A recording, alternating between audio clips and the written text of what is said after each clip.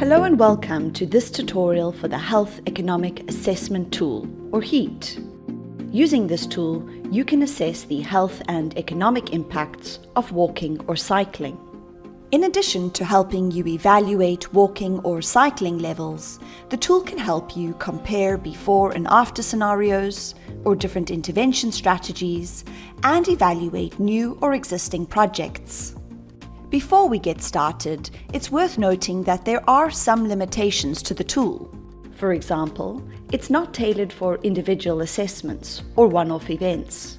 It also isn't designed to be used with data on children, high cycling populations, or areas with very high air pollution levels.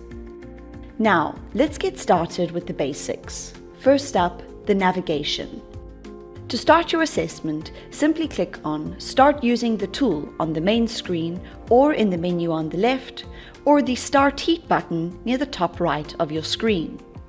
You can use the icons on the top right to return home, start a new assessment, or access additional resources. To move through the different steps of an assessment, use the Next or Back buttons. By clicking on the menu sections to the left, you can also go back to modify past entries. For more detail or guidance on a question, simply hover over the Information button and see what pops up. Now that you know how to navigate, let's look at how to start your first assessment. First, you need to select a user interface. Basic for the most simple use cases. Flexible for users who are already familiar with the tool or this type of assessment, or full for access to all of HEAT's features. There is also an option to run the tool in feedback mode if you would like to suggest improvements. With your interface selected, it's time to start the assessment, which involves 5 main steps. 1. Defining your assessment. 2. Entering your data on travel modes, distance, and the population being assessed. 3. Providing extra information to adjust the entered data. 4. Completing or reviewing additional calculation parameters. And 5. Reviewing your results. Let's run through these one at a time. In step 1, you define your assessment by selecting the relevant travel modes, geographical scale, and comparison and time scales. So for active travel modes, you can choose walking, cycling, or e-biking. Then for geographical scale, you indicate whether you're conducting the assessment at national or city level. If you're using the flexible or full interface, you can also click on Show Me More options, which allows you to choose between subnational levels such as state, province, country, or district, and sub-city levels. The geographical scale you pick influences the data options available to you later in the assessment.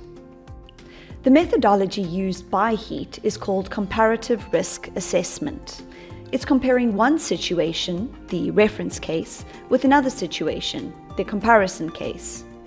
To establish the comparison scale of your assessment, on this page you need to choose between a single case or 2-case assessment. If you have data for just one point in time, the single case scenario allows you to compare that data with an imaginary scenario where no walking or cycling occurs. This assumes a steady situation where people walk or cycle the same average amount over time. If, however, you have data for 2 different situations, such as before and after a significant change, you can run a 2-case scenario, where you provide details for both your main case and the comparison case. When establishing the timescale, remember that HEAT typically assigns your case to the current year. In a 2-case assessment, it will suggest a comparison case set in 10 years' time. Of course, you can easily adjust these timescales by entering the dates for your specific situation. To tailor the assessment to your specific interests or needs, you can now select which impacts you want to consider. These could include physical activity benefits from walking or cycling, the harm from being exposed to air pollution, road crash risks during cycling or walking, or carbon emission reduction from shifting motorized trips to non-motorized transportation. The flexible or fill interfaces will also allow you to select multiple impacts simultaneously. Now let's look at step 2, how to add your data. For this step, you can choose to use the default values or to input your own data. Remember that for 2 case assessments, you'll need to provide inputs for both situations you're going to compare. First, let's add the data for each defined travel mode.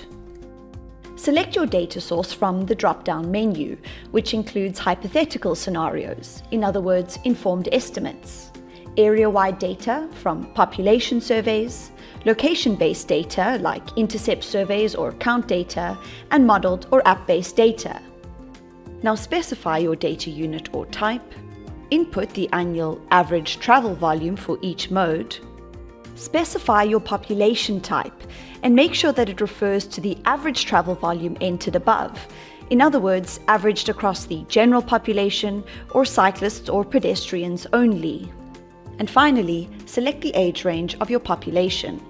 This is important because age range impacts the mortality risk, meaning an accurately defined age range will allow you to more accurately estimate the baseline risk of the population being assessed. From travel modes, we move on to population data. For country or city level assessments involving the general population, HEAT offers a total population figure, if available, and will calculate a percentage based on the chosen age range. You can either use this pre-calculated population size or input your own values, which is preferable if available. Bear in mind that if you're using the sub-city assessment feature, you'll need to add the data for the population size yourself, as default values are not provided. This brings us to step 3, providing additional relevant information if the Flexi or full user interface has been selected. Here you could add supplementary information on the travel mode or modes being assessed, and adjust the data for selected impact calculations to refine and improve the assessment. You'll be presented with additional options, depending on your chosen user interface and the data you've added to your assessment. For example, in 2 case assessments, you can enter investment costs to calculate a benefit-cost ratio. If actual data is not available, you can make assumptions.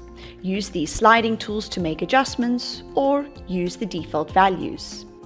If you're not too sure what to add or simply need some additional help, you can find more information on this step in the HEAT methodology and user guide sections of the website. We have now reached step 4, completing or reviewing your calculation parameters.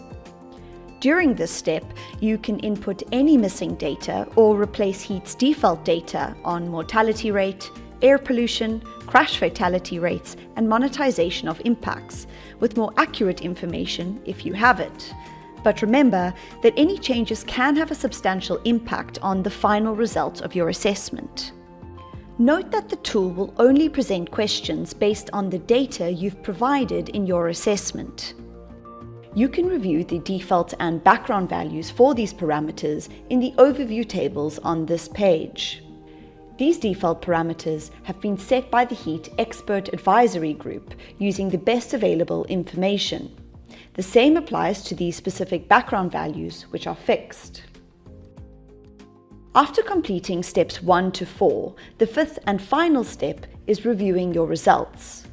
In this section, you'll find a full summary of both the health and economic impacts relevant to your assessment. The estimates included in your results reveal the number of premature deaths prevented, the economic value of mortality effects using value of statistical life or VSL, and the total economic value combining the health benefits and the carbon emissions calculations. If you're using the full or Flexi interface, you can get additional data on the CO2 emissions avoided and the economic value of the carbon emission effects. To download a PDF of your results, simply click on the download button here. On the next page, you can get more detailed information on the impact of specific travel modes by clicking the relevant tick box in this table.